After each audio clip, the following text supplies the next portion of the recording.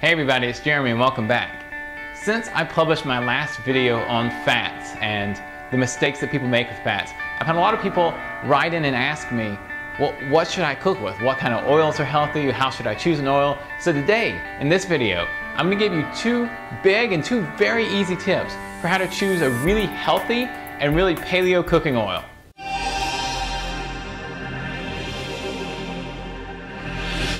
So if you remember from my video on fats, you don't need to be afraid of fats. They don't lead to fat in your body, at least not directly.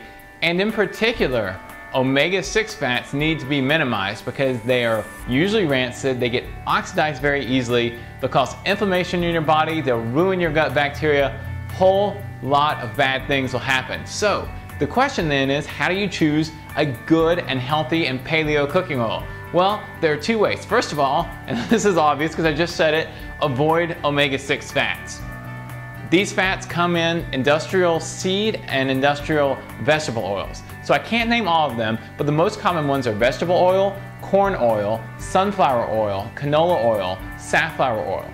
There are a lot of other ones out there, but anything that's made from a seed, and in fact, if you look at it and you think, first of all, what is that? And you don't know. Or secondly, how do they ever get oil out of that? If you couldn't press it and get oil out of a seed, then it's pretty bad for you. It's bad for you for a lot of reasons. It's also chemically produced and probably has chemical residue in it. But most importantly, it's got highly inflammatory omega-6 fats in it, and you really want to minimize those. Those are probably the biggest toxin in the American and most Western diets because we eat them with everything. No matter where you go out to, they're usually cooking in some sort of vegetable or seed oil. So that's tip number one. Make sure you minimize the omega-6 fats by choosing an oil that's not a vegetable or seed oil. Tip number two, if you don't eat oils high in omega-6 fats, what do you eat? And the tip is to eat oils preferably that are very high in saturated fats. Or if not, then at least in monounsaturated fats. Now I'm not going to go through all the fats again, but here are examples of what you would choose. And this is my biggest tip. I'm hesitating because I want you to remember this. Coconut oil. If you're not already using coconut oil, it is amazing. It's been used around the world for not for millions of years, but for thousands of years. It is incredibly good for you. It's antibacterial, antifungal, really good for your gut, very low in inflammation, very, very non-inflammatory, and it doesn't get oxidized very easily because it's almost all saturated fats. And here are the best parts.